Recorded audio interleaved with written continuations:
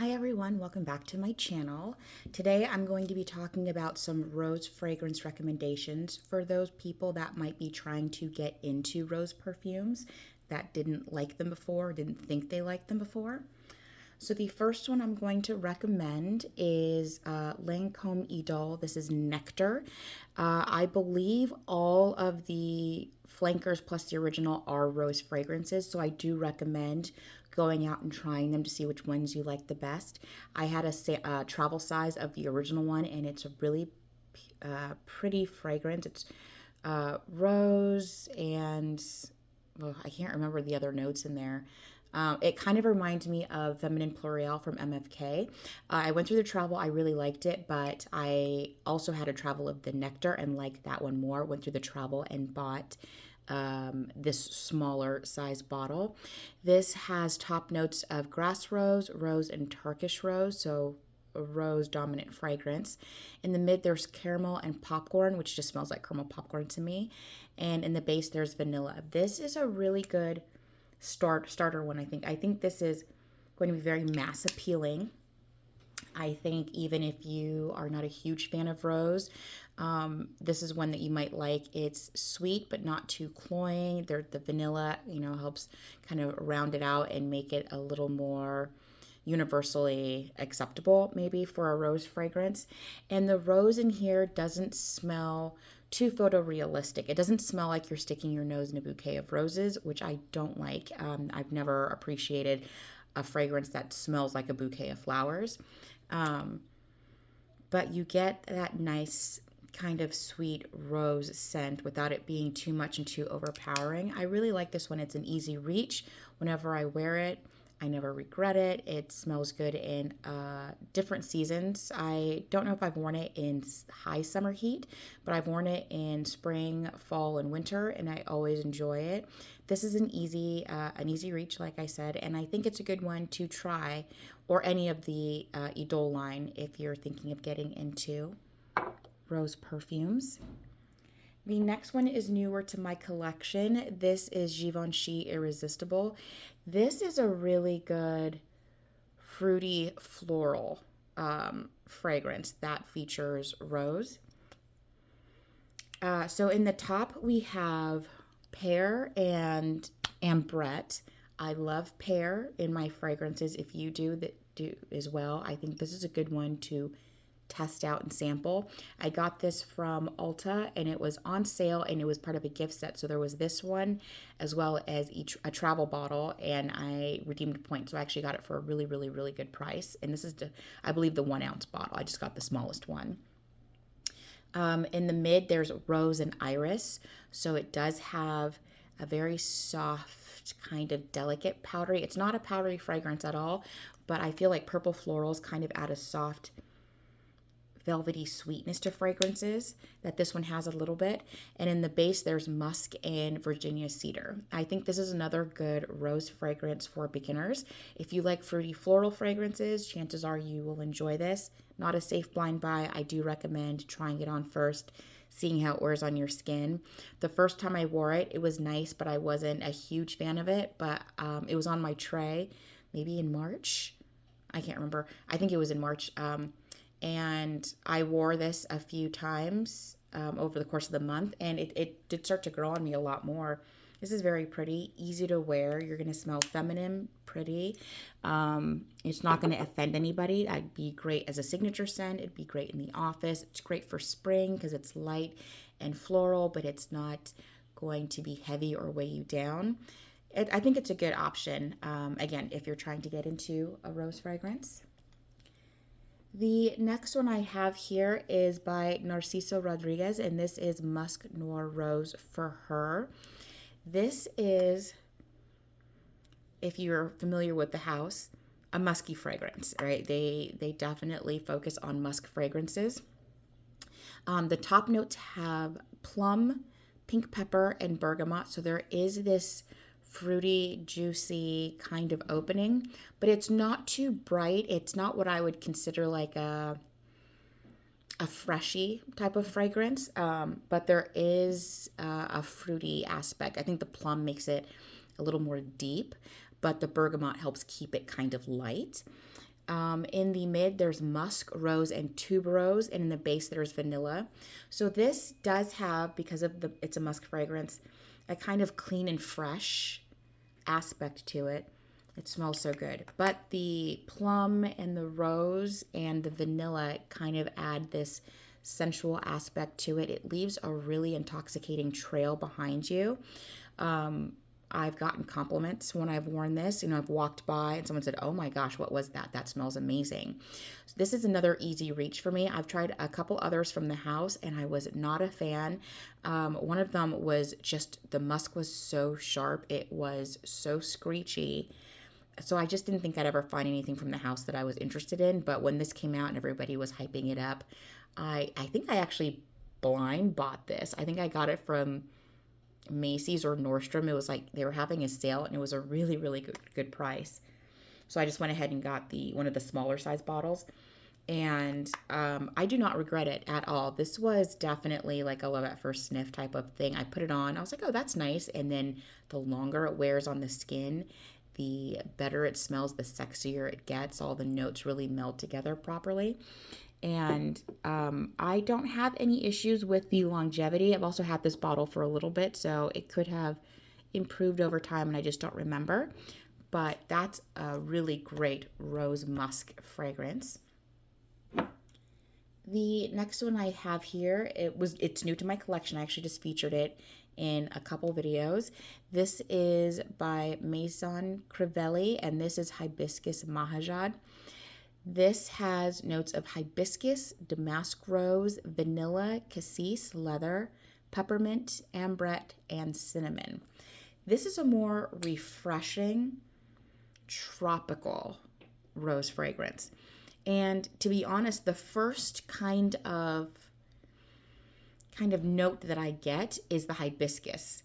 And then behind that, I get a little bit of the rose, and then the peppermint is coming in. And then after I've worn it on my skin a bit, like I get the spiciness from the cinnamon, but it's not overpowering. It blends in really beautiful with all the other notes. And then as it wears on, I get, the leather and the ambrette in here. This is a really great option for someone that wants to try rose but doesn't want the fragrance to be rose dominant. The hibiscus and rose blend really well together. Again, this is a very tropical fragrance. Like when I think of a less tropical getaway vacation, this is the scent that I think of. I think it's going to be good in a lot of different seasons. I don't know about winter yet. I don't think I've tried it in winter, but I have sampled it in spring. And I had a little sample before I got this bottle, and it's just really beautiful. It has great lasting power. This is an extrait de parfum. So this is a 50 ml bottle, and I feel like it's going to last me a while because you really don't need to spray a lot. But it just smells really great. I find it intoxicating, and I don't find it to be linear either. The way it smells in the opening to the mid to the dry down, while it doesn't change a whole lot, you definitely notice different notes kind of coming to the forefront as the dry down happens without the blend being disrupted. So that is definitely something I would recommend getting a sample of first. I found my sample on Twisted Lily. They have a great variety of fragrance houses to try. Not a safe blind buy. I love this fragrance, but I like mint in my fragrances. I like cassis. And I like rose. So there could be some, and I really like leather. There could be a couple notes in here that you might not like. So definitely sample it first. But I will say none of the notes in here that might be a little off-putting, like leather and peppermint, do I find to be too much. They're not taking over. And it's not like a leather fragrance. It's definitely, to me, a hibiscus rose fragrance. The next two, people talk about them all the time. So I'm going to start with Parfum de Marly. This is Delina La Rosee. This was my first Delina fragrance purchase. This has top notes of lychee, pear, and bergamot. And the pear, again, I love that note. Pear and bergamot together, it's great. The lychee in here is nice and juicy. I love it. In the mid, there's Turkish rose, watery notes, peony, and floral notes. And this is definitely an aquatic fragrance, right? This is definitely more of a freshie without being a citrus fragrance. In the base, there's white musk, woody notes, and Haitian vetiver. And I love vetiver in my fragrances. And musk, too. I love musky fragrances. So this definitely has the Delina DNA. But this is, to me, a much easier version to wear. Again, it's fresh. It's juicy. It's fruity. There are a good amount of other floral notes to balance out the rose. You still get the rose, but it's a fresh, again, aquatic rose. It's not heavy. It doesn't smell dry or dusty. It's not going to smell like potpourri or a bouquet of flowers. And then the musk, woody notes in the base really, oh my gosh, it smells so good. Really kind of round out the fragrance. I think if you are looking to try a Delina, this is the one I would recommend to start with. Again, do not blind buy. You can find samples. I'm not sure if there's samples on Twisted Lily. I wouldn't be surprised if there were. I think I got my samples straight from the Parfums de Marly website. I got one of those little sampler kits, but I see samples of this everywhere, including Mercari. So if you can get a sample of this, do, because it's not a safe blind buy just because of the price point. And then I will say, if you sample it and you like it, do not buy it full price. Wait for a sale. There's sales on Parfums de Marly fragrances quite often, different retailers, including Joma Shop, which I have had bad experiences shopping with them, so I don't anymore. But I know a lot of people have had good experiences, so I think it's maybe a calculated risk to shop with them. Again, the fragrances I have from them, I love them and I enjoy them, but I had a really bad experience with customer service, and it just kind of put me off from their website. But they do run a lot of good sales, and so does Max Aroma. And I think maybe Fragrance X sometimes, or Fragrance Net. But this is a really great Delina to start with. Again, it's aquatic, it's fresh, it's easy to wear, it's going to get you compliments, and the longevity is there. Just because it's an aquatic version, it does not last. It does not have a lessened lasting power compared to the other Delinas. I spritz it on during the morning when I'm getting ready. I can still smell it at the end of the day. It smells fantastic, especially in the spring and summer. The other Delina I would recommend is Delina Exclusif. This is kind of the deeper, sweeter, more ambery vanilla version of Delina. It has top notes of lychee, pear, and bergamot, so same as the La Rosee version. So you are getting that sweet, juicy note from those top notes. In the mid, there's Turkish rose, there's agarwood, and there's incense. This is not a strong oudi fragrance, though, so don't let that agarwood note kind of scare you away.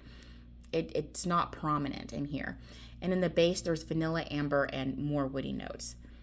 And this is, I really kind of go back and forth between which of the Delinas is my favorite, the La Rosee or the Exclusif. It probably depends on the season.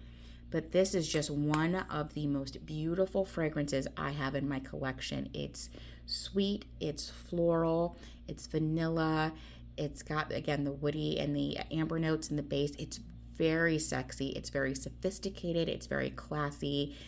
There is a very soft, powdery aspect to it, which I love.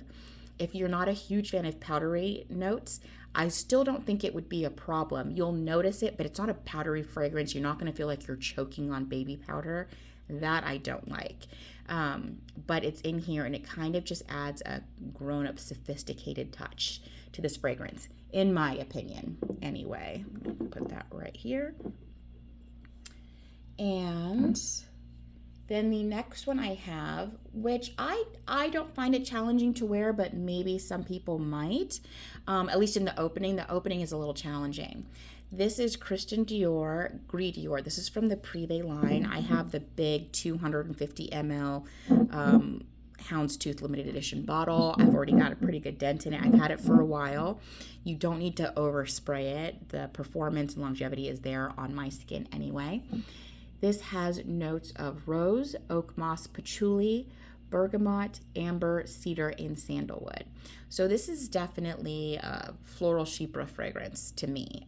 It has that oak moss patchouli kind of bergamot blend that I have found in the chypre fragrances that I have sampled. They all kind of share that, what's the word I'm looking for? Characterization, I suppose.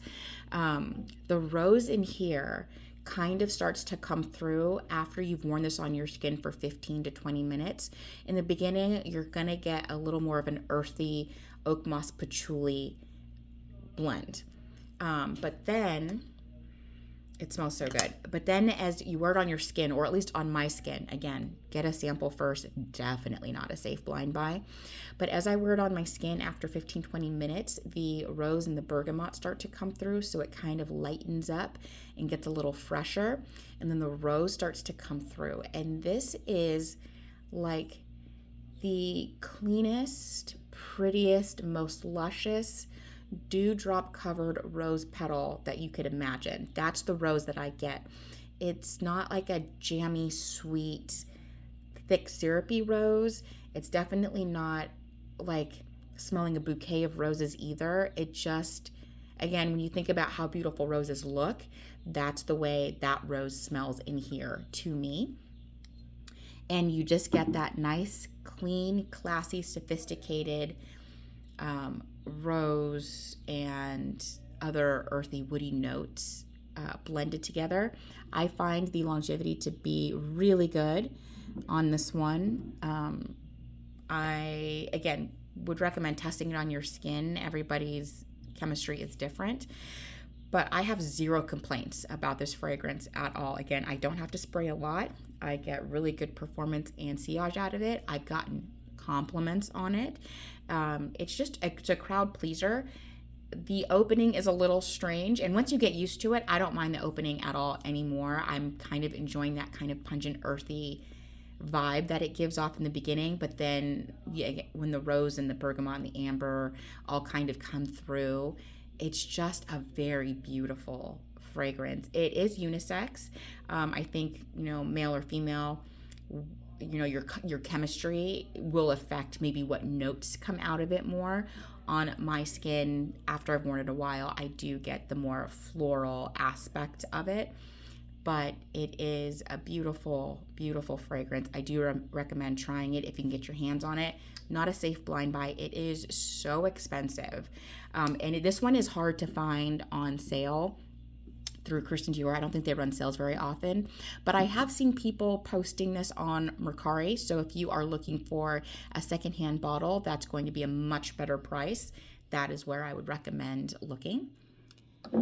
And then the last one I have here for you is by Initio, and this is Atomic Rose. I love their bottles. The gold emblem on the front. It's a very hefty bottle when you purchase from this fragrance house. The top notes are pink pepper and bergamot. The middle notes are Bulgarian rose and Turkish rose, as well as Egyptian jasmine. And the base has Madagascar vanilla and amber. This fragrance, the first time I smelled it, it was a little too potent for me. So I'm not going to lie. This might be the most challenging one to try if you're just getting into rose. But I think that, again, it's just the opening that you have to kind of get used to because it is a powerhouse fragrance when you first spritz it. This does kind of remind me a bit of the Delinas. I don't know who the perfumer is. I would not be surprised if it was the same perfumer as Hibiscus Mahajad as well as the Delinas, because there's a DNA that I think follows some of his rose fragrances. But when I first spritz it, right, I get the rose, I get the pink pepper, I get the bergamot. I'm just getting blasted in the face by almost everything. It's very powerful, very potent, and it was a little off-putting, I won't lie. And I was like, oh, no. I don't like that. I don't know why people are hyping it up so much. It's funky. And not because it stank, but it was just, I don't want to go around smelling like that aggressive. But I will say again, after it dried down, maybe 15 minutes later, the rose notes started kind of coming out and softening down, and it had the same kind of clean, dew covered rose vibe as Gris Dior, but a darker, redder rose than the one in Gris Dior. This feels like a deep, dark red rose petal that's dew covered. So it's fresh, it's sweet, a little bit more jammy than Gris Dior, but absolutely stunning. And now that I've had it for a while and I've worn it, I was on my tray a couple months ago and I had to stop myself from wearing it every single day. Now the opening is not as caustic as I thought it was. I think I just wasn't used to the Initio DNA. And now I am. I have quite a few Initio perfumes in my collection and I love them all. This is definitely one of my most reached for rose perfumes in my collection. I haven't tried it in the summer yet. I will this summer, but spring, fall, winter, I was more than happy to reach for this. It performs great. It gets compliments. It lasts all day. Beautiful, beautiful rose fragrance. I definitely recommend sampling. Again, not a safe blind buy, because it is a more powerful fragrance. For people that are a little more sensitive, it could cause some headache problems. I'm not sure. I know incense and fragrances can give me headaches sometimes. So I don't have a problem if a fragrance usually doesn't have incense in it and this one doesn't. So I didn't find it was giving me a headache like the original Delina used to when I first tried it. It doesn't anymore. But it's dark, it's sexy, it's mysterious, but it's rose. It's got a little bit of a clean vibe to it. But then the amber and the vanilla in the base just makes it super sexy and sultry.